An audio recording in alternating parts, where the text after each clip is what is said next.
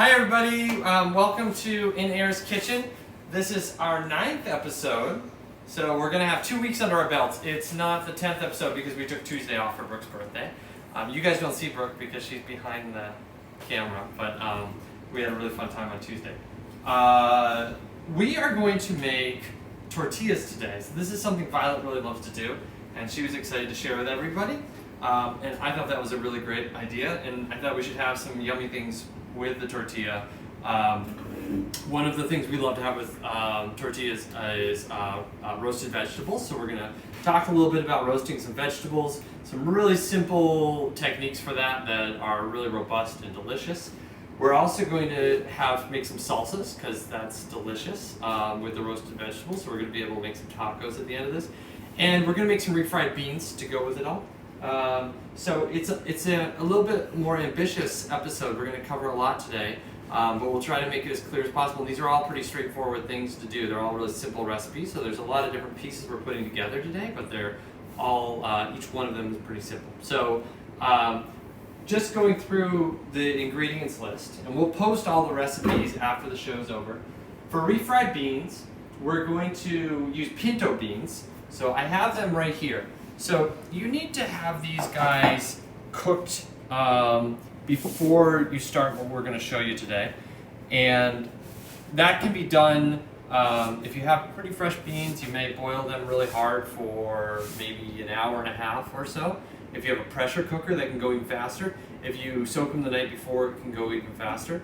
The beans are going to be pretty soft. Actually, I'll just show you this. So you're aiming to get to like a very soft consistency where it's just a little bit mushy. And you can see there's not a lot of, there's like a silky feeling. You want to feel one, Violet? You have to wash your hands after, but you feel it's like sort of soft and starchy. They are different than what we were aiming for the other day when we were making black beans, and we wanted those black beans to be distinct and have a little bit of bite and a little bit of texture to them. These ones are cooked through on purpose to be really mushy, and you can see there's not a lot of water with these because we don't want to get, if you get them really blown out like this and it's in a lot of water, you're going to just lose them to the water. So you want to cook them in a way that at the end of the cooking you don't have too much water with them. And I cooked those from fresh to this morning, and I hadn't soaked them overnight. It probably took me about maybe 2 hours. I did a hard boil, and then I brought it down a little bit and let it just sit at a lower temperature for a while. And I checked in on it every half hour or so just to make sure it wasn't going to burn. So we're going to use those for the refried beans. If you don't have pinto beans, you can use some other beans. Pintos are a really classic one for this, but other beans can work as well. Onions. You want some neutral oil, so today we are going to use safflower oil, but you can use whatever you have. If you have sunflower oil, that would work. Canola oil, that would work. You could use grapeseed oil, that would work. So there's a lot of different oils that'll be fine. You want something that's got a pretty neutral flavor. And the oil is going to be a pretty important part of this recipe. A little bit of oregano, that's optional. If you don't have some really nice dried oregano, you can leave that out. Salt and pepper. And this seems really simple. We're going to develop a lot of flavor. And I think for some of you, if you do refried beans, you may use a can for those. And you may wonder, those cans don't cost a lot of money, so you may wonder, why would I ever want to do it this way? This won't take that much time, that much active time. I mean, you have to have the beans ready. But the flavor you're going to get out of this is just night and day from something out of a can. So the main reason to do it yourself is for the flavor. You can also control exactly what beans you're using. We get to use Bear's beans for this. I don't know of any way to buy Bear's beans in cans. And you can control exactly what goes into it as well. The next thing we're going to make is tortilla. So you want to show people what we've got to make that with? Yeah, so we're going to use some masa. And then we're going to just pour a little bit of water and then salt. It's pretty simple. Yep, there's not much else in that one, right? And we'll talk a little bit about how to get the consistency and the texture right there. We're going to make a few salsas. We're going to make a Pita Salsa. So that's pumpkin seeds. And this is a fun salsa. If you have had the Roots Bowl, the local Roots Bowl at Clover, that bowl has this salsa as a base. So we're going to be making something that might be recognizable to some of you. It's a really delicious part of that breakfast bowl. And that's going to require the pumpkin seeds, some lemon or lime juice, a little bit of cilantro. We're going to put some garlic in it. The one at Clover omits the garlic, I think because we didn't think people would want garlic in the morning, and that's used in a breakfast dish, but we're going to add garlic today in that. A little bit of salt to taste, and a jalapeno for some kick. The jalapeno, you can decide how hot you want it. And we're going to make a dry pepper salsa as well. We have some dry peppers left over from last summer from our own garden, and we have some other dried peppers that from, I believe these are from Kitchen Garden in Western Mass. And so we'll make a dry pepper salsa, and then we're going to make a really simple red sauce, which I love to make. People make fun of me for calling this a recipe because it's so simple, but it's really delicious. And even in my past, I used to just buy cans of salsa, and this tastes way better. And it's cheaper. It's easy to make. So we'll go through that as well. This is really similar to like the salsa when I visited the Yucatan. The Mayan food would have like really simple tomato salsas with it, and they were very similar to this. And then we'll have roasted vegetables with all of that. So those are the things we're going to do. Ready? Should we get started? Okay. So let's get started with some of the things that need to cook, and I'll grab a cutting board. We've been cutting onions almost every time we have an episode, and this one is no different when it comes to that. So we're going to start off with cutting the onion. Now this onion is going to be for the dry pepper salsa. Is that one, of all these things we're making, it might take the longest to cook, which is sort of funny. So what we're going to do here is we're going to pick out some of these dried peppers. Do you want to grab some of those and put them in that pot?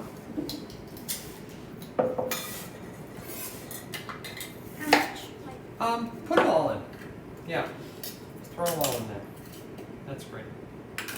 Now, there are a lot of different ways to work with dried peppers, and I know a lot of people get really nervous about the stems and the seeds. Go ahead, put them in there.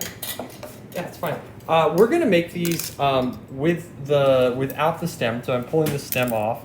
And we're not going to worry too much about the seeds. If these had a lot of seeds, I may take the time to get every seed out of them, but they're not particularly seedy. And if there's a couple seeds in there, it's not going to hurt us. The seeds add some bitterness, so that's the reason to spend some time taking them out, is if you want to make sure that bitterness isn't in the final thing. And let's get some of those too. We got those ones. So this is a mix of different peppers. These are, those first ones were Pasilla peppers, P-A-S-I-L-L-A. And then the next pepper, this is a very ripe jalapeno that came from our own garden, and I put that in a dehydrator. So it was a dark red, and I put that in a dehydrator at the end of last summer. So we'll add that one. That'll give it a little kick. Should we add any more or just stop there? That might be good. Okay, good? Yeah. Okay. All right, awesome. So you can use, you can play around. You can use chipotle peppers, whatever dried peppers you have access to can work great for this. I would recommend, if you have the opportunity, to buy some dried peppers from a farmer you know. There's maybe 5 years ago that would be a really hard thing to do, but right now there's Kitchen Garden, and there's others that are also drying their own peppers and selling them that way, which is awesome. So you can know who grew it and where it came from. Or you can plant a little garden this summer, and at the end of the summer you can harvest some of your own peppers. I'm going to put an onion in there. This is a big onion.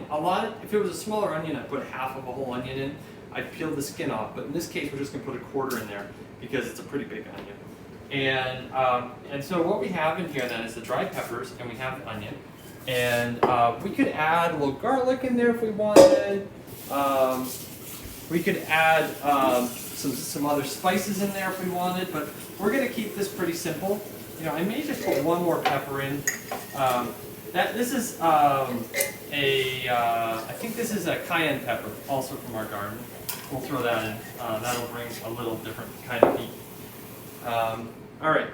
And now what we're going to do is we're just going to bring water on top of this. The idea is not to put too much water, but enough that the peppers are going to be able to soak up the hot liquid. And so we are going to put that on high heat and bring it to a nice hard boil and just let that go for a little while. It'll probably be about 20 or 30 minutes before that's ready, and then we'll take it away. Awesome. All right, let me get a bowl for onion skins. There we go. What should we get going on next? Should we do the beans next, Vi, or should we work on the one of the other sauces? You want to do the beans? Yeah. All right. So let's do the beans. I already have this onion here. So what we will do is we will peel this onion, and we've done this on other shows, but we can go through and chop this up. I don't have to be, so I start with the stems, the root side away from me, and then I chop it this way, and then I turn it and I chop it the other way. So that's going to give me a nice dice. In this case, we're actually going to keep those onions in the final bean. So we don't want them to be too large. So we did a tomato soup yesterday where we didn't need the onions to be very small because we were pureeing those onions. But I'm going a little more slowly right now so you can see what I'm doing. And this isn't a very particular thing, but I want these onions to be on the smaller side. So I'm getting them all to be about even side. Now I brought some heat on my pot here. You could use a frying pan for this. I'm going to use a pot mostly because I'm cooking with Violet today. There's a lot of hot oil in this and I don't want to splash on her face. But a lot of times I would use a pan. Either one would work fine. Heavy or cast iron is great here because you'll see in a minute we really want a lot of heat to be sitting in that pot. So if you feel your pot, the heavier pot you have, it probably can hold more heat. Different materials have different what's called heat capacity. Cast iron is pretty good, but generally if you feel the weight and heft, the capacity is related to how much mass there is there. All right, so let's come over here, and we are going to get the beans ready for this. So that pot is heating up. And what we're going to do is we're going to take these beans. I don't want to waste the beans, so I'm rinsing out every bit of those beans. And we want to make like a puree with this. And so we're just going to put this in the blender. I'm going to start this on the low speed and let that go a little bit on the low speed. If it's jamming up, it might be too dry. But you'll see the texture we aim for. We don't want to be too wet or too dry. There we go.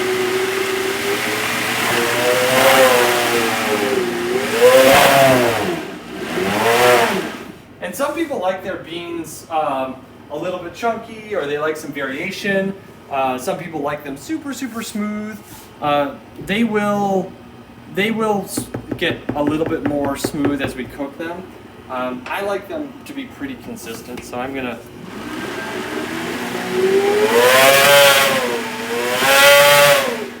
All right, let's take a look at that. Okay, so this is looking pretty great to me. So if you can see, there's like a couple beans that are whole, but most of this is a pretty smooth background, and the texture will be more obvious as I pour it into there, but I like the texture it's at right now. So it's pourable, but it's not too thin. And now the next thing we're going to do is we're going to put oil in here. And Violet, do you want to grab a liquid measuring cup, one of those? Yeah. I would normally just go ahead and pour that oil, but I think so that everybody can follow along, it might be helpful if I show you how much I'm putting in there. This is probably more oil than you would think. And in this case, I'm actually going to turn my hood up to a higher power. So sorry for that volume, but it's going to keep the oil from getting into our house. So I'm going to go ahead, let's see, there's the cup measure. I'm going to go ahead and put a half of a cup of oil. So if I was making these in a non-vegetarian way, I might be using some animal fat here. But we're making these all vegetarian, obviously. But don't be afraid to put a good amount of fat in there. These just won't taste right if you don't. Refried beans, it's really hard to get them where what you're aiming for if you don't have a good amount of fat in there. And so I'm going to go ahead now and add the onions. This pot should be pretty hot at this point, and I know it's getting a little loud with the fans and with the onions that are going.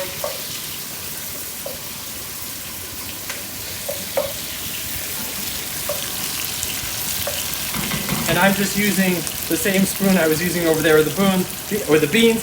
Back to when I'm cooking at home, I don't like to dirty too many things. A little bit of this will get in there, but that contamination is not going to hurt anything, and it keeps me from having to dirty another spoon. So I'm going to let these go for just a little bit longer. And then what we're going to do is we're going to pour the beans into that oil when it's really hot. And there's a lot of oil. And so these beans are going to be, we're going to put it in batches. And we're not going to mess around with them too much. So these first beans are going to be like just this side of being deep fried. And that's going to, that high heat is going to change the starches in them and make them a little bit sweet and add some really nice depth of flavor. We're also going to have some caramelization of the sugars that are in the beans. Now, we haven't added any sugar, but there are sugars in the beans. And then, after that, we're going to add a second stage that's going to be hitting it a little less hot and a little less oil proportionally. And then we're going to have a third stage of bean. And what we're going to do is build these layers of the flavor. So, I'm taking a look at that. And I think I want a little bit more oil than I have. So, like I said, I usually don't measure this. So, we'll put that when we post the recipe in the end. I'm going to put a 1/4 cup additional. So, we're now at 3/4 of a cup of oil. But I have a lot of beans here, too. Maybe we should go for a full cup. That's an easier measure to remember. All right, so we're going to put one more 1/4 cup. So, the total oil then is going to be one full cup of oil. So, like I said, it's quite a bit of oil, but we have a lot of beans here. This is a whole pound of beans, and we need that all to work. So, I'm letting this get up to a high temperature. I'm looking at the onions. They're getting a little bit of color on them, but I don't want to burn the onions. And so, this is the exciting part. Do you have good footage of this? All right, just so everybody can see. So, I'm going to take these beans, and I'm going to go ahead and pour them into that oil. All right.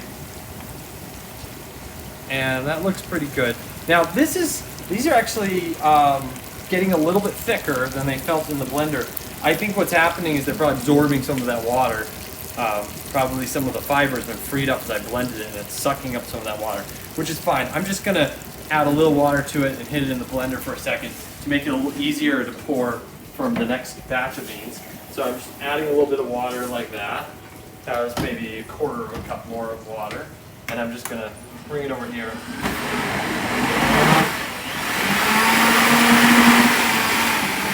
All right. So that's going to make it a little easier for me to pour that when I come to the next batch. Now you can see the beans are sitting here in the oil, and like I was saying, they're almost deep frying in the oil, and I haven't really messed with them. I just dropped them in there, and I haven't really messed with them too much. And this is what I want to have happen right now. And it's a high temperature in a heavy pan, and it's already gotten up to a nice high temperature. So these are being cooked at a very high temperature with a lot of oil. And then in a moment we're going to add some more beans. Refried beans, it's sort of a misnomer. I think when I was first trying to figure out how to make refried beans I would really enjoy, I was researching it, and I can't remember where I came upon this technique. I've made a lot of refried beans that tasted okay, but not great. I think it's hard to make them taste terrible. But these ones taste really awesome. And I would attribute this technique if I could just remember where I learned it. But the refried beans, I do remember that term, it doesn't mean they've been fried twice, which is what I always assumed. It's sort of a translation of Spanish, which means like really well fried. So you're not actually frying these beans twice, you're just frying them once, but you're frying them really well. And so this is starting to change color a little bit. And what I can show you is like, if I peel some away toward the bottom, you can see that so you see that like little lattice developing on the bottom right there. That's nice. It's like It's a process that's happening with the starch in the beans that's changing the way they taste, and that's exactly what we were hoping for. So I'm giving this all a little mix. I still haven't added anything else in. You can see they're almost puffing up a little bit in volume, and I'm going to let that keep going for another minute or two. You can see now that they're getting a lot of heat where they're touching against the side. The cast iron pan does a good job transmitting the heat, and the side of it has a little more heat than the center does because this part of the metal isn't having much heat sucked away from it as opposed to the middle. And let's see, give this another minute or two. This is really the action stage of these beans. So I'm resisting the urge to fiddle with them too much, but I'm just going to show you a little bit what's happening with the texture. There's a little bit of, there's a little spot you can see. There's like a little bit of browning happening, and that's that matrix I'm trying to form. And you can see over here, they're turning a little bit light in color. So all that stuff is really great. And refried beans may seem like the most simple thing in the world. It's like the ingredients they're very, very limited. And when you eat it, it's just this one thing. But there is a huge difference depending on how you prepare them. And if you prepare them this way, you're going to find these layers and layers of flavor. And this recipe we're making today, we're adding almost nothing else to it to flavor it. And I was even thinking before the show if there was anything else we wanted to do to fancy it up. But this is usually the way we make it at home, and I think you're going to find there's so much delicious flavor, you're not going to really need more. All right, so we're at a spot where I'm feeling like it's ready for the next batch of beans. And so what I'm going to do now is just go ahead and pour in about a third more of the beans. So these beans are coming into a little different situation. The temperature is different than it was for the first batch, and the oil proportionally is a little different than it was for the first batch. I'm now going to bring the temperature down a little bit. I'm still going to leave it, I'd say medium now, so I'm not going to go very low. And I'm going to let this go and keep a little bit of an eye on it. So the way I would normally do this is that first part we just did was pretty active, and now this next part I'm going to want to be in the kitchen and checking in on. I wouldn't just go off and do something else. But it's a great activity for our beans while we get started on the next things. And guys, you want to help me do some of the vegetables? Sure. Let's get some vegetables going in order to roast. We're going to I was taking a quick glance at the clock to see where we were on time, and we're looking pretty good. We usually like to roast these for 20 to 30 minutes, depending on the vegetable. What we have here today, we have a turnip, and I'm not totally sure what variety this one is. When I grabbed it out, I thought it was a rutabaga, but I'm wondering now it might be a turnip instead. They're all in the same family. We have here a beet. This is like a lighter colored beet. We have a potato. We have a darker red beet. We have some really beautiful carrots. We have parsnip. These are mostly from Michael Doctor, who we talked to in an earlier episode. And most of these, we're just going to use them with their skins and all. I think the one exception is going to be this guy will peel the skin, and this guy will peel the skin. I think parsnip sometimes can have a little bit of bitterness in the skin. So you want to peel these by? Sure. You want to start with that one? All right. And then while Violet's working on peeling those, why don't you bring that beet on over here, Blue? Should we wash them? I already rinsed them off. I think it's in pretty good shape. Okay. But you're right. You would want to generally wash this. And we're going to use this bowl. Again, trying to limit how many dishes we messy up. All right. So I'm going to take that end of that beet off, just that end. And we're going to use these for tacos. So I've sort of got that in my mind as I'm cutting them, as I'm trying to decide on what shape I want to make them. So I'm making these guys into little wedges. You can see they're really beautiful beet. And these little wedges are going to be great in a taco. So those ones are ready to go. You want to cut that one, Blue? I'm going to do a similar shape for these potatoes. We have some potato lovers in our house. Right, Violet? Yeah. And I think that might be a little bit large for some of the tacos, so I'm just going to go ahead and cut that in half. And some of the potato over here is bad, so not uncommon for this time of year. I'm going to go ahead and just chop off that bad part. The rest of the potato is totally fine to use. You don't have to throw out the whole potato because there's a little bit of it that's bad. But you do want to keep your eyes open and you want to remove those parts that are spoiled. Okay, that's looking pretty good. Yeah, so Blue, you want to cut that yourself or do you want to do the carrots? What do you think? I'll cut the beet. You want to cut the beet? Well, come over here on the cutting board then. All right. All right. You got it? Put all the skin. All the skin, let's put it in here. Nice job there, Violet. Nice job, Blue.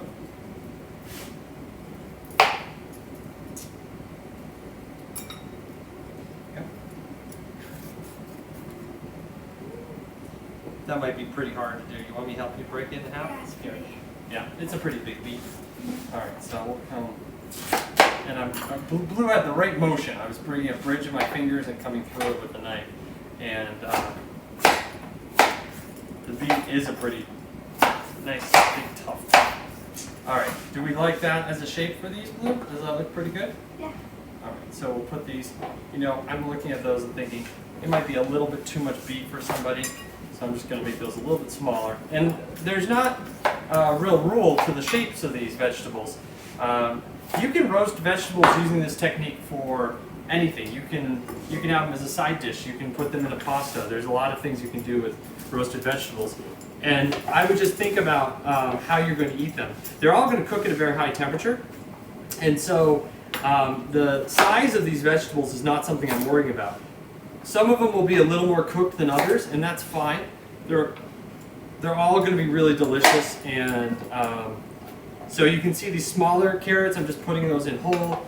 The larger carrots, I'm coming down the middle, and if they're too long, I'm cutting them once. And that's how we're treating the carrots. We're going to put an onion in there too. Just keeping an eye on my beans behind me. I'm going to throw an onion in there. That'll roast along with those vegetables. Be super yummy. And that parsnip is looking awesome, Violet. And Blue did such a great job yesterday with questions. I asked him to take that on as his job today. Are there any questions yet for us to answer? Far. Not so far? Okay. Well, if you guys have questions while we're going, I haven't been that good on past shows answering questions in real time, but now that I have an assistant, we can do a much better job of that. And to be fair, my sister Teasel told me before the first day, she said, you're going to need somebody to help you take the questions because it's hard to do that. She works at the Smithsonian and oversees a collection, the Air and Space Museum, and she's done live shows before. But it took me, I guess I wasn't a very good listener to her advice because it took me almost into the second week before I figured out that she was definitely right about that. All right, so what I'm doing here is I'm just taking off the skin. It can be a little bit thick on these guys, and that's awesome for preserving this vegetable. Rutabaga, turnips, they hold really, really well as root vegetables. But sometimes that skin can be a little bit tough and unpleasant to eat.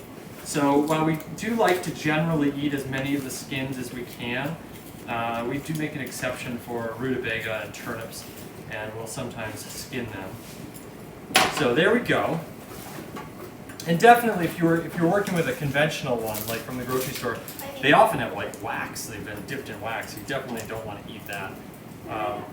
Maybe another bowl. So on these ones, I'm going to make like nice size or half moons with these. All right, put those in there. But check out my beans. So what you can see now, I'm catching them before they burn, which is good. So they're getting some color on them. And I'm catching them like just before that gets away from us. Now you can see they're almost floating in the pan there. And they're getting a little more thick and dried out, which is fine. That's just happening from the temperature. So the water's just all steaming away. But that's fine. So we'll add in the last ones here. And now I don't want to waste any of these beans, and I happen to need a little more water in the pot. So I'm going to come over here, and I'm just going to Put some water in there.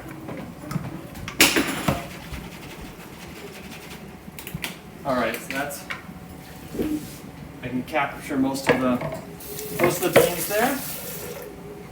And then I'm gonna come over and just give this a mix.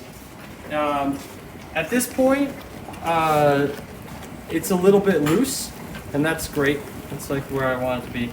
And I'm noticing my peppers in the back, the liquid's getting pretty low on those, so I'm gonna turn that heat off altogether on the back. And we'll come back to those to make that salsa in a little while. All right, so you see this is a little looser than we're gonna want them to be, but that's fine. We're just gonna let them now simmer at a lower temperature. And we're gonna come back to our vegetables. All right, we got one last guy to join the party. I've been working with Richard Bourdon, who is the baker at Berkshire Bakery, and we've been working on some bread recipes that we're hoping we can share with you guys. And he loves to call the yeast and the bacteria working on the bread a party. He keeps calling them a party, so I think that's like drifting into my language as I'm thinking of these guys. They're having a big party in there, aren't they? And the olive oil's helping them all get lubricated. So what we're going to do is, that was about, for this amount of vegetables, I would say I probably used maybe 2 or 3 tablespoons of olive oil. And this is the best way to do roasted vegetables. I would strongly, strongly encourage people to try it this way if you haven't done it this way before. So what do I mean by this way? Another approach is you just put the vegetables on a pan, and then you pour oil on top of them. You end up having to use a lot of oil, and it doesn't even do a very good job coating the vegetables. But if you do it this way, if you put it in a bowl and you turn them around, you don't have to use that much oil, and it does a really good job coating the vegetables, so you get a much better result. And like I said before, I'm doing a mixed set of vegetables because what I'm aiming for here is embracing the variety in the cooking. So we're going to cook these all at a high temperature. They're going to go pretty fast. Some are going to be a little more cooked than others, but that's part of what we're aiming for. If you wanted a really consistent cook, you would want to segregate the vegetables and the sizes because they all will cook at little different rates. We're going to go ahead and put this in the oven. That oven is set to 450 and it's on convection, so it's a pretty hot oven. And we're going to go ahead. This is another trick to the vegetables. So one trick is put them in a bowl and toss the oil. The second trick I would encourage everybody to try out if they haven't already is make sure you separate them. So I didn't try to jam all the vegetables onto one pan. I like seeing metal in between the vegetables. That's going to give them room to cook properly. And if I had them all packed on each other, they won't roast the same way. All right, those are in there. That's probably going to last about 20 minutes. So probably at the end of the show, we'll be taking a peek on them. They should be just about done then. And now let's make some salsa, and then we'll do the tortillas. Does that sound good? Yeah. All right. Okay, so let's get going on some salsas. We're going to use the same blender that we were using before. I just got to clean the beans off of it. We don't want beans in the salsa. Which salsa do you want to do first, Violet?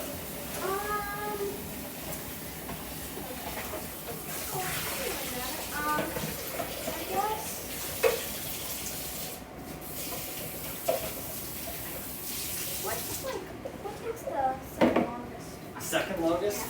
Maybe we should do the one with the dried peppers. Want to do that one? Sure. All right. So what we're going to do here, so we're going to take the onion and the peppers and the cooking liquid. That cooking liquid looks really dark, and I'm going to just use a little bit of water. Again, you can see me doing this a few times. I don't want to waste all this flavor, so I'm using a little bit of water. And the water looks dark, but it's just from the peppers. It's not burnt or anything, it's just from the peppers.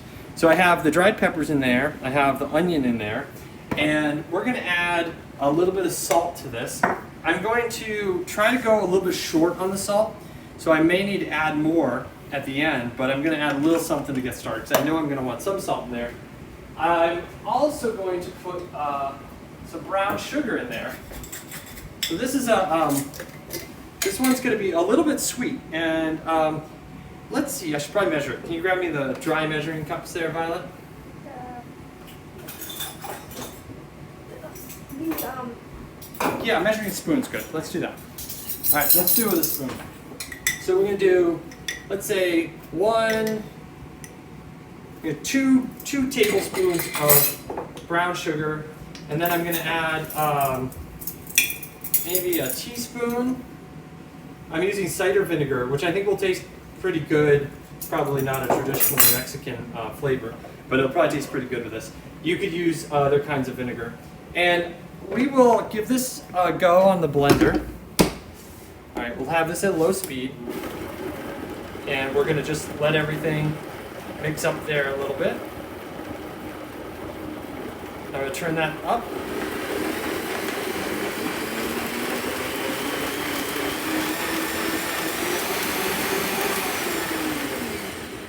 I'm gonna stop this salsa before it gets too much of one consistency. So I'm aiming for a consistency like this. You see that? We landed that pretty well. So there's a little bit of thickness to it. It grabs the spoon. You see, if I let it fall, it grabs the spoon a little bit. So it's not too watery, but it's not like paste either. And now I'm going to taste it because I'm wondering if it's got the right amount of salt. And it definitely needs more salt. So let's add. We probably start out with about half of a teaspoon of salt. I'm going to follow that up with another half of a teaspoon of salt. And it might even need more than that, but whenever you see us seasoning things on the show, I'm always going to go slowly because it's the best way to do it. Once you put too much salt in there, it's really hard to come back. So just mix that up a little bit.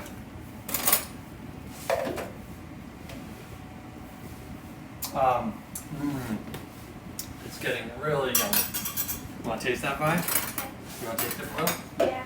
It might be a little bit spicy for you, but it's super yummy. It's really good. Yeah. So what I'm going to do is I'm just going to finish this a little bit right now. I'm going to add a little bit more cider vinegar. And so this should really be done by taste because it's going to depend on your palate and also what kind of peppers you have and everything else. I'm going to add a little bit more vinegar, and I'm also going to add a little bit more salt. At this point, I'm probably adding 1/4 of a teaspoon, maybe even less. Not a lot. It was already tasting really flavorful, and I don't want to overshoot on the salt, but I want to get to that point where I just want spoons full. Except it's too spicy to eat that way, right, Vi? Yeah. All right, so let's try this out.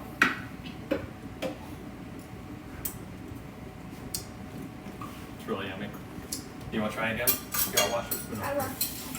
You already did? I'm fine. You want You go that?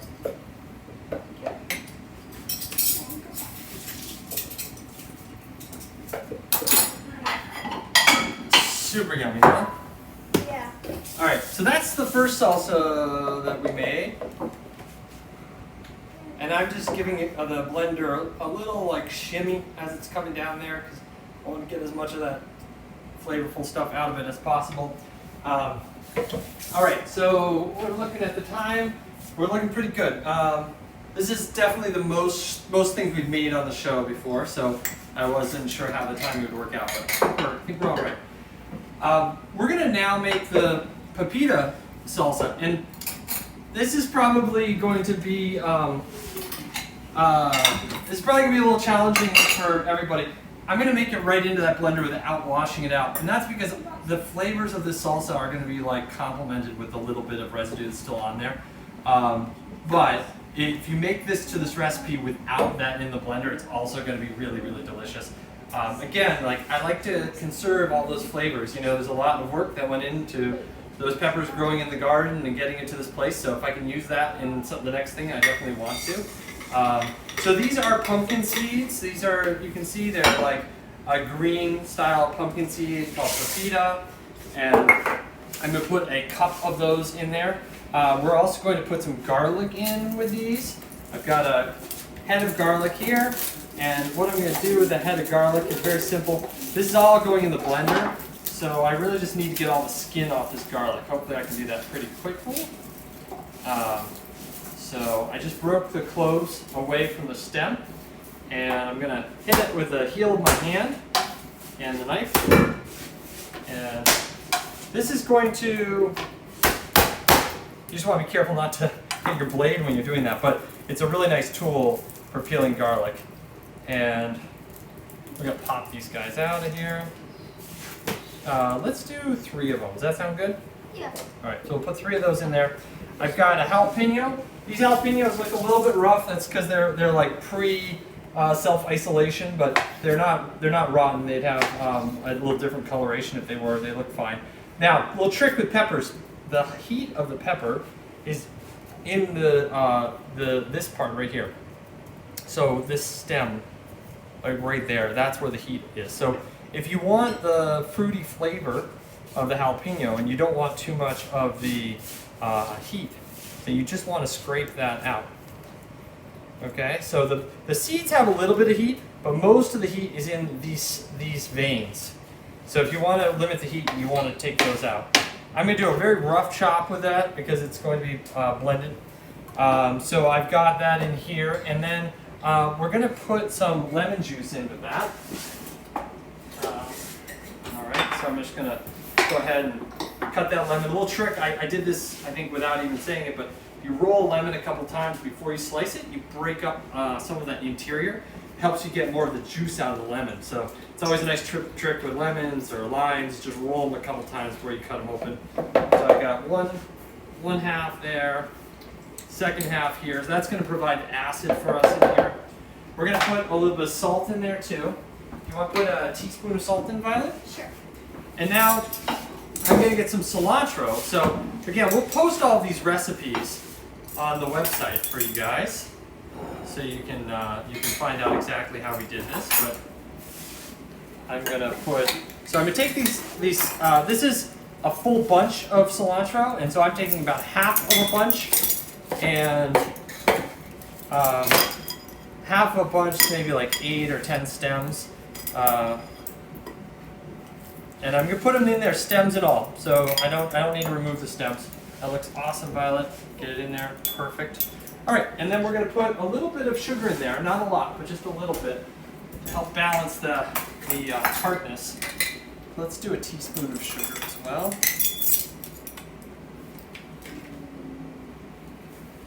Okay.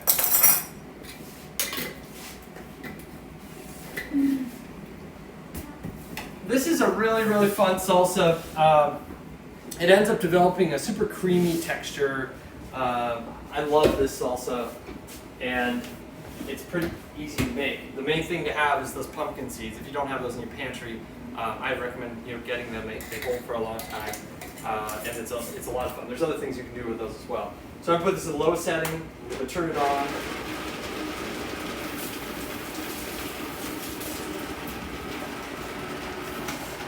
I'm giving it a minute or two to incorporate some of those ingredients. I'm going to turn the speed up a little bit. Now at this point you can see it's a little stuck, so I need to help it out. I turned off the blade. I'm going to reach in here with my wooden spoon. I'm just going to push things around.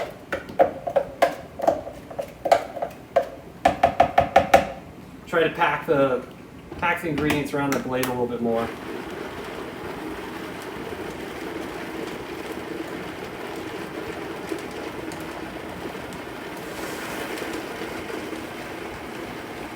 Do that one more time.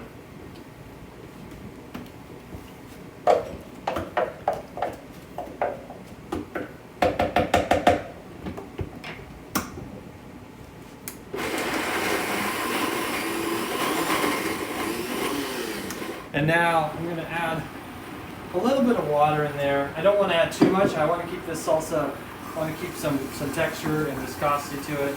But add a little bit of water. I'm going to turn that up.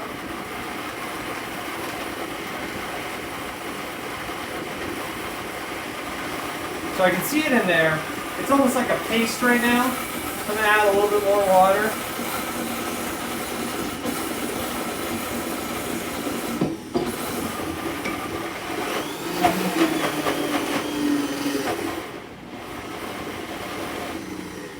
Let's see how that works. still a little bit pasty to me, so I'm going to add a little bit more.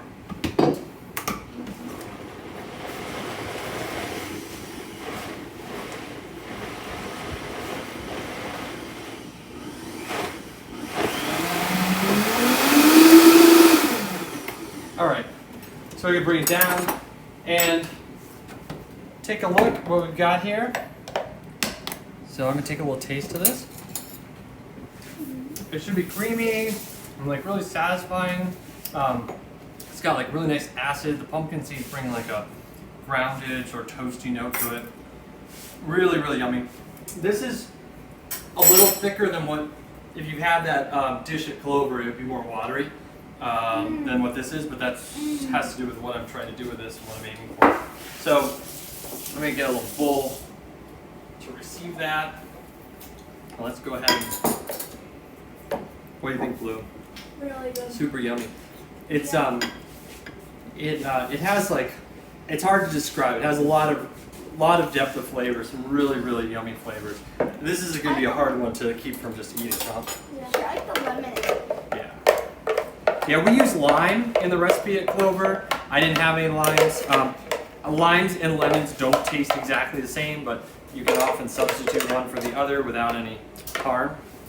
So we've got our Pita Salsa there. I'm going to come back and I'm just going to take a peek at these beans. They're looking really good to me. They're starting to thicken up a little bit. And this would be, I'd be happy to serve them at this consistency. We'll probably let them go a little further today, but if kids were hungry and they were at the table, we'd be happy to serve it like that. You can see there was a little piece of it there. It was starting to get a little crispy on the bottom, which is nice, but it wasn't burning. That's partly because I brought the temperature down. All right, so Violet, I think we should really move on to making the tortilla. What do you think? Yeah, can we do it? All right, so I'm going to turn the heat on. I have a flat top here. If you don't have the flat top, and I'm going to turn this fans off so you don't have to hear that. If you don't have the flat top, you could just use a frying pan. You just can't do as many tortillas at a time. And Violet is a tortilla factory, so she's going to start cranking these out. Right, Vi? How much should I should I do a good big batch of it? Yeah, let's do a regular batch of it. I think that would be great, Violet. We need this, Papa. Yeah, we're going to need that. Yep, good call. And, actually, let me get you a little larger. Let's do this. That one's running over. Let me get you a little larger bowl for the masa. That's it. There you go. Now, there are often recipes on the back of the masa bag. So this is called Masa Harina, and it's a flour made out of corn, but it's not cornmeal. So you want to be really careful. If you want to try to make tortillas and you're using cornmeal, it just will not work. And a lot of these bags of masa have little tables on the back of them telling you how to make it. What's really important though is that you get the texture right. And so Violet is going to mix this up. I think you got a little more than you hoped for there. I'm just tidying up a little bit of this. What? A lot. Huh? You want to make a lot? I think to take a little bit out. Yeah, I think take a little bit out. That's a good call. Just get that, there you go, get that spoon, just scoop it out. Here, Blue, you want to put these back up over there on the shelf? Thank you, bud. Like this? Over further. Yeah.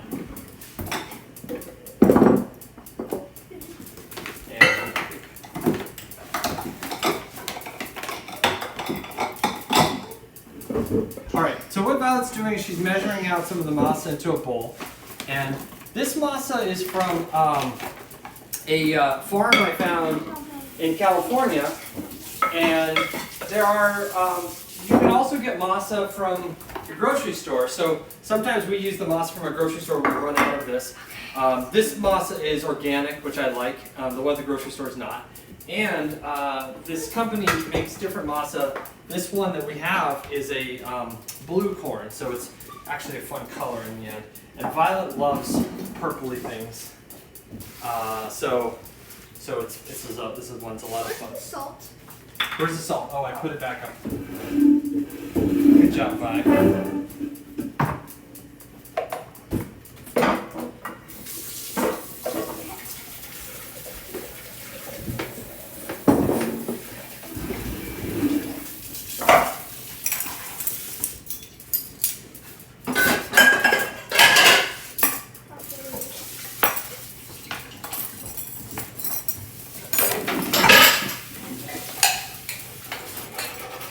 So if you're wondering how much masa Violet measured out, she measured out an amount that she thinks is going to be about right for what we want for tortillas today.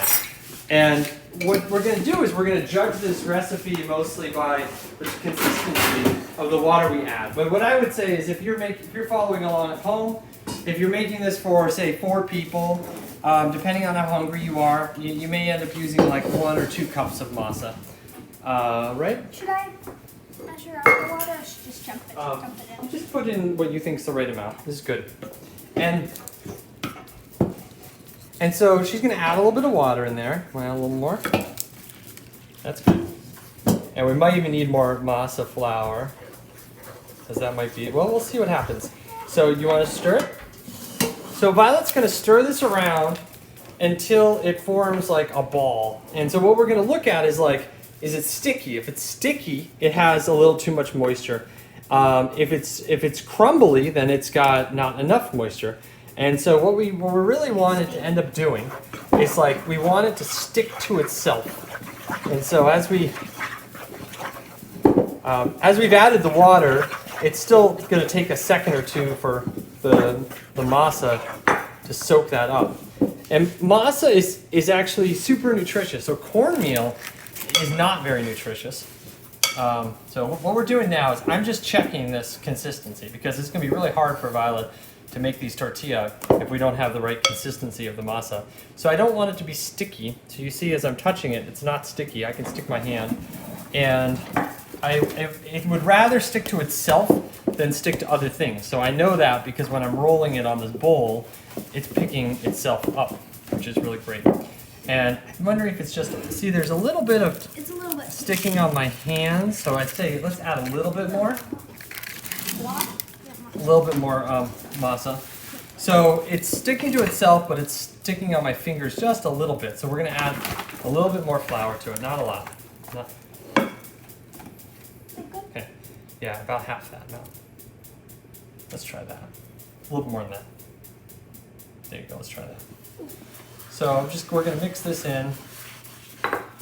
So this is like making dough. If you have clean hands, that works great. You could also use a spoon for this job.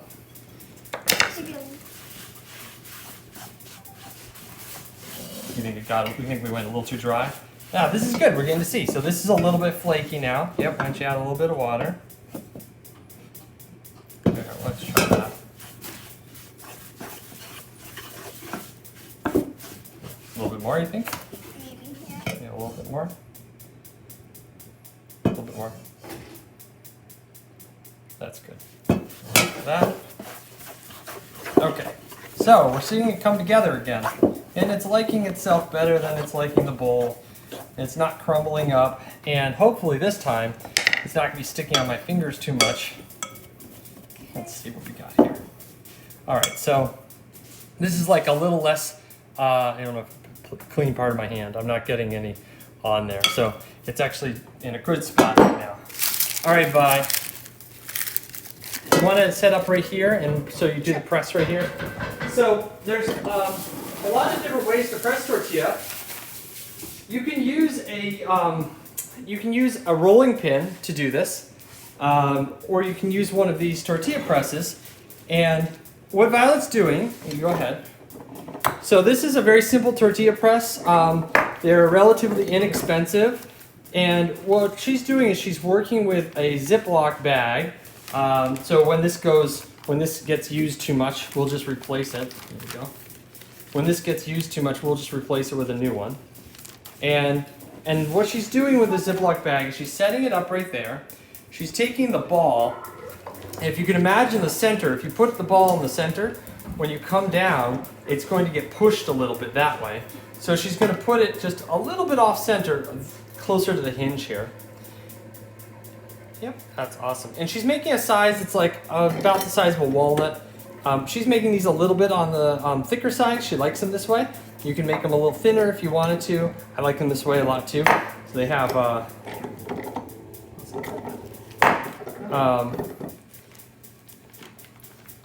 and then you can see when Violet's pulling this off, she's pulling that at a really aggressive angle. So this works for taking tape off of things and all sorts of things. if this is stuck on something and I pull it right up, I might pull the thing up too. But if this is stuck on something and I pull it back like that, I will be able to pull this off without tearing that thing apart. And so that works really well for these. And then what we're doing is putting those over on the hot griddle here. And they're going to go pretty quickly. I would say, you know, this is going to be just a little cooler than smoking. It's dry. We don't have any fat on there. And these are probably going to, once it's at the right temperature, they're probably going to go about 30 or 40 seconds on each side. And then we are going to flip them. And you can sort of see them cooking. Here, Blue Violet's trying to get in. Let's make room for her. All right, I'll make you some room there. Bye. Ah. There you go. All right, so you want to grab the little basket to put it in, Blue? Sure. That'd be awesome. And so we want to flip them before they get dried out. And you can see with these blue ones, there's like a color change as they're cooking. That's going to be true of the yellow corn as well. They'll go through a little bit of a color change as they're cooking. And these will all continue cooking a little bit as we pull them up. We have this little basket to put them in, but if you don't have a basket like this, you could just put them in aluminum foil or something like that to keep them hot. So I'm seeing these transition about to where I want them. So I want them cooked all the way through. You can see that it's like just starting to dry out there on the surface. I don't want to go too far. And those look really lovely. Okay, go ahead. And Violet likes to work with a partner who's working the griddle, and she's pressing the tortilla. And we go pretty fast this way. And part of my job is moving them to the back so she doesn't have to reach over everything.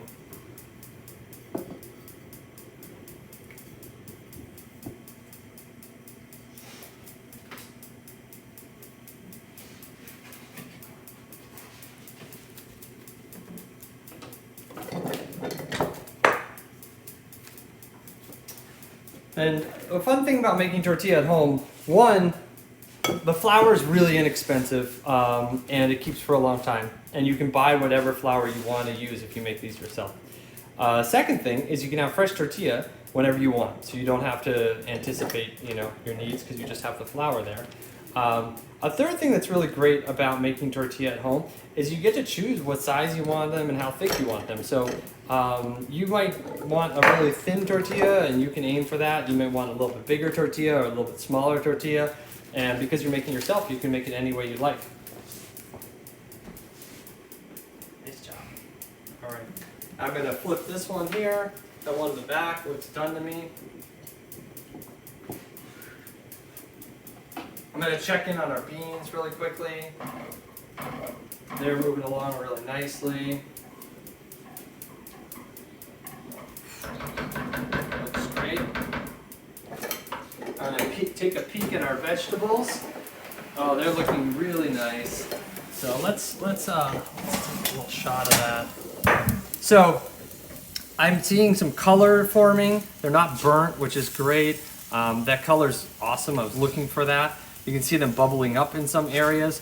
Coating it with oil allows a higher temperature of cooking on the surface than if they were dry, and that's getting us some of that blistering. It's also keeping some of the moisture in so that they're going to be really tender and delicious and not dried out. But these are looking great to me. I'm getting like blistering on the skins there. I'm looking for that. You see I've got a little bit of softness to them. They're giving a little bit, so they're nicely cooked through. I'll probably let these go another couple minutes in there, but they're just about ready. And I'm gonna flip this guy, take this one off. My pan's actually getting a little bit hotter right now, so I'm just gonna bring that temperature down a little bit. Sort of like making pancakes. You keep adjusting it up and then down until you get at the right place, and then right when you're about done with the batter, you're making perfect ones, but that's how we usually end up doing it. And I have a happy hour with a bunch of Clover folks at 4 o'clock, so I need to try to be on time with my schedule here. And I think maybe we should make margaritas for that. What do you think, Brookie? Brooke's not going to answer. Just I get a thumbs up from the cameraman. All right, go ahead. Okay, awesome. Another little trick as you're moving these around with on the griddle, they're a little bit fragile, so you want to, if I just grabbed at that and picked it up, it would actually probably break right now. Once it's all fully cooked, it's going to be strong enough to handle that. This one's like a little bit stiff looking, but as it goes in here, it's going to continue to steam out a little bit, so it's in fine shape. When I come under this, I'm going to sort of use a back and forth motion instead of like prying under it. And when I go to flip it, I'm going to do it in one smooth motion. I'm not going to jerk it up and down because it might break apart. These are all just like tips on how to handle a spatula when you're working with a griddle and you want to keep things in good shape. I will take one of these out and just give you guys an example of what we're dealing with the tortillas. So I took one from a little further down in the stack, and I did that because, like I said, they continue to steam and cook a little while they're in there. And this is one of the earlier ones, so that was some oil that was probably left on the griddle from when we made pancakes or something, which is fine. And I've got a nice flexibility, see that? I can bend it without it breaking, which is really nice. And I'll break into it a little bit so you can see what the inside of it looks like. And it should be super yummy just on its own. Like a really delicious thing you want to keep eating. Go ahead. All right. So we are past 4 o'clock. We might have to skip the salsa rosa. You think we should just fit it in? Do it really quick. Really quick? All right, we'll do this really quick. All right, Blue, you want to get the, are there any questions we haven't answered? No, there hasn't been. Not questions today? All right. Was it live? He's like, hope it's working. It looks like it's working. All right. So, what we're going to do here, this is the recipe that people like laugh at me for calling a recipe, but it's super, super yummy. And what we're going to do is we're going to put a can of tomatoes in here. We're going to blend it up. We're going to put a little bit of salt with it. And for Clementine, my daughter, who doesn't have much spice tolerance, that's really where she's going to want us to stop, which is fine. And then what we'll do is we'll probably separate out some and then put a little jalapeno in the rest. So I'm going to add some salt in there. Tomatoes really love salt, so make sure you put enough salt in.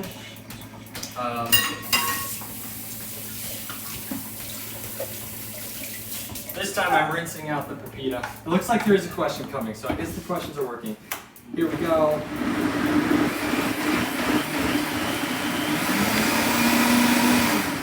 Yeah, that's about where I want that to be. So this is a super, super simple salsa, but it's really, really yummy. And this is, here we go. This is one that everybody will gobble at the table. And I'm going to do another one just like that, but I'm just going to add a jalapeno into it. The question Yes. somebody asked is, what is the brand of the tortilla press? Brand of the tortilla press. Great question. Let's take a look.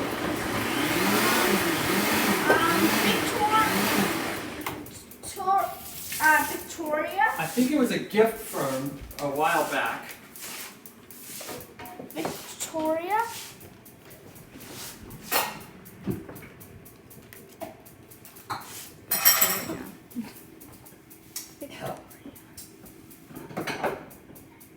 All right. And here we go. Nice job answering that question, Blue. I don't know if there's anything magical about that tortilla press. I think there's a lot of options out there. And like I said, if you don't have a tortilla press, you can use a rolling pin as That well. one's called Victoria. Victoria. So it looks like it's called Victoria. So here we've got some of our different salsas. This one's a little spicy one. That one's not spicy. And like I said, this seems like a seemingly simple recipe, the red salsa, but it's super yummy. And I think if you try it at home, you'll stop buying salsa from the store. And we have our, let me get out the, just to put everything together here. Oh, but this is the last one. All right, go ahead and throw it on there. Awesome. So we have our beans there. which you can see it's gotten to a really nice consistency. It's just what I was hoping for. And then, Violet, you want to grab for me that bowl, just rinse it a little with the vegetables in there.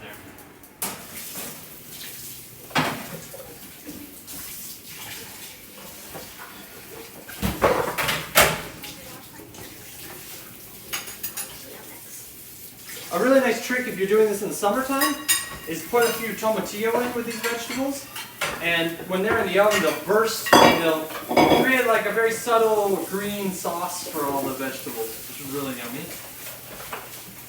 Alright, so you can see all these veggies. They have like a nice crust on them. Thanks for taking care of that, Violet. And we have these tortillas coming away. We almost have our dinner all set here, right? That's great. You want to just rinse that then? Perfect. Nice job. Got it? Thank you. Here, I'll wipe it dry. Alright. And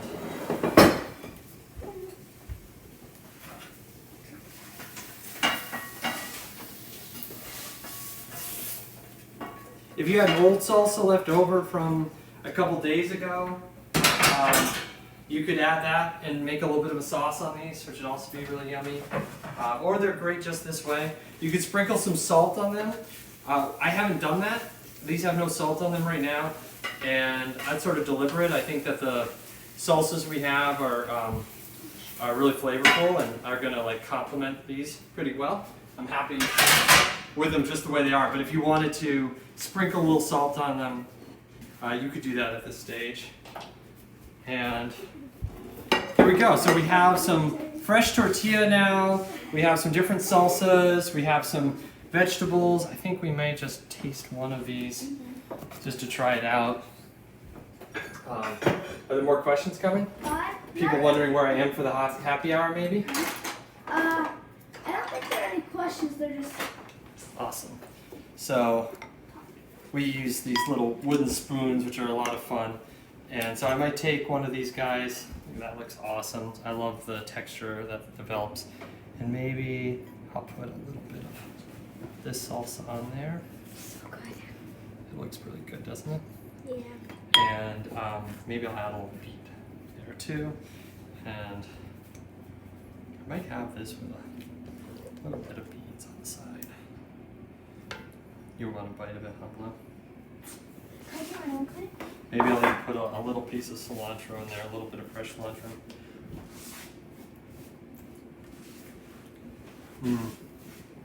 It's really good. It's really, really good. And all these vegetables will be a little bit different experiences. If you have different root vegetables at home, those will work really well too. Thank you guys for joining. I've got a quick thing I want to do before I'm off, and I know I'm running longer than we have in the past, but we had some people spontaneously use this hashtag #InAirsKitchen. I think that's a lot of fun. So if you post on Twitter or Instagram with that, we'll be able to see your pictures and we'll share.